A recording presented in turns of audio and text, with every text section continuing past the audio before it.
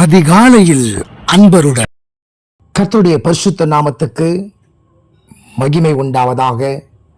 தேவன் தாமே உங்களை ஆசீர்வதிப்பாராக. பிரியமானவர்களே, 1 தெசலோனிக்கேயர் 5ஆம் அதிகாரம் 17ஆம் வசனத்தை நாம் கவனிக்கும் பொழுது அங்கே இடைவிடாமல் ஜெபம் பண்ணுங்கள் என்று சொல்லப்பட்டிருக்கிறது.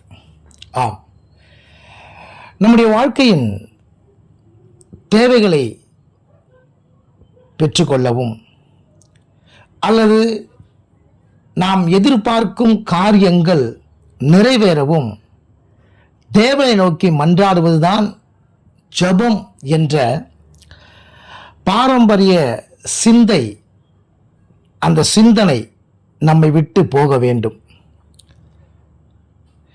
இது உண்மைதான். ஆனாலும் ஜெபத்தின் நோக்கம் அதுவல்ல.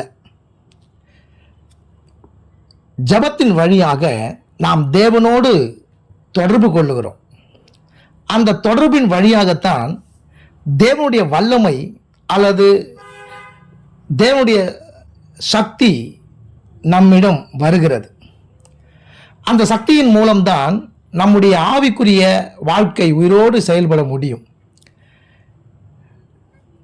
நம்மிடம் நிறைவுகள் இருந்தாலும் இல்லாவிட்டாலும், கேட்டவைகள் கிடைத்தாலும் கிடைக்காமல் போனாலும், ஜெபம் என்பது நம்முடைய அனுதின தேவையாக உள்ளது. பிரியமானவர்களே, நம்மை கர்த்தரண்டை நிறுத்துவதும் அவருடைய ஐக்கியத்தை விட்டு விலகாமல் காப்பதும் ஜெபம்தான். போதிய ஜெபங்கள் இல்லாமலே நாம் பெரிய ஊழியங்களையும் பெரிய சாதனைகளையும் செய்ய முடியும். ஆனால் கர்த்தருக்கு ஏற்ற சாட்சியாகவோ நிற்க முடியாது. கர்த்தருடைய வழியில் நடக்கவும் முடியாது. ஆண்டவராகிய இயேசு அவருடைய தேவகுமாரன் என்ற உயர்ந்த நிலைமையில் இருந்த போதிலும் இரவும் பகலும் ஜெபிக்கிறவராய் இருந்தார்.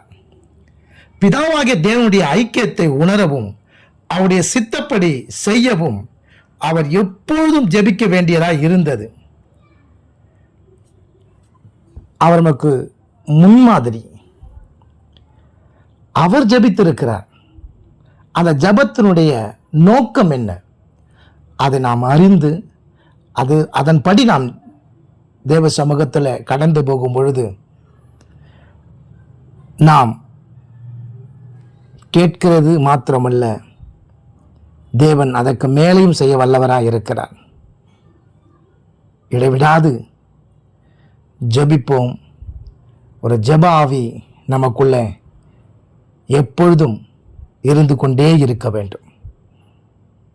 தேவன் உங்களை ஜெப ஆவினாலே நிரப்புவாராக. ஆமென்.